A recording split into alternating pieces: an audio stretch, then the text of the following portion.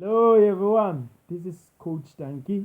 So, re tlo tla re bua ka our last topics today, which is bohlokwa ba ho ikwetlisa e leng exercise. Number 2, e tlo ba bohlokwa ba ho robala e leng the importance of sleeping.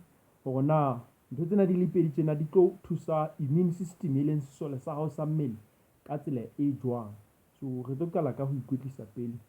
Wa tseba hore ho ikwetlisa ho thwe bonyane o kgothaletswa hore o nke 30 minutes per day, which is 150 minutes per week.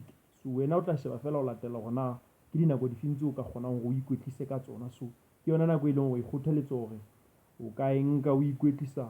Nako o ikwetlisang o ntlafatsa tshebetso ya sesole sa mmele ka hore mmele wa hao o tlo tseba ho transporta di-nutrients, because phallo ya madi tla be e phahame, mme di-nutrients di kgona ho fihla ka pele ka mokgwa o di hlokahalang mmeleng. And hono ho thusa le hore immune system le yona e kgona ho fumana the vitamins and the minerals tse re bileng ka tsona, like bo vitamin A, vitamin B6, vitamin B12, folic acid le tse ding tse ngata. So o tlo kgona ho di fumana ka nako, and immune system e tlo tseba hore di kgone ho thusetsa ho tshireletsa ka dinako tsohle. So exercise is very important, and o dula o le active ka nako tsohle, even your cells le tsona inside they will be active. Number 2, re tlo bua ka ho robala e leng hona ho phomola.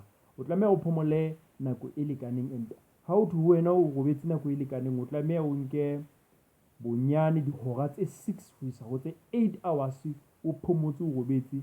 And ho etsahala dintho tse ngata haholo nakong eno o phomotseng mmeleng wa hao, hobane ke nako e mmele o thusang ho ntlafatsa kapa ho ntjhafatsa masole a mmele e bang a la utlwa bohloko, a mang a ileng a shwa, e tlo o thusa hape ho wa replace. So nako eno o phomotseng ke yona nako e ntle haholo, hobane mmele o tla bo o focusitse hona moo ho immune system ya hao hore e tle tsebe ho ntlafala hantle. Ke mokgona e tla ha o tsoha male o tsohe o na le mafolofolo ha o robetse nako e lekaneng, but ha o sa robala nako e lekaneng ke mane mo o tlo utlwa ha o tsoha mona o utlwe ka o tluwe ke ntho o sa etseng, ka mahetleng ka moholo bohloko tso o sa tsebe hantle. So ho robala nako eo e lekaneng ke yona ntho e tlo o thusa hore mmele o kgone ho ntjhafatsa le ho tsosolosa masole a hao a mmele a utlwileng bohloko le a shweleng. Ke hantle, re qetile ka immune system.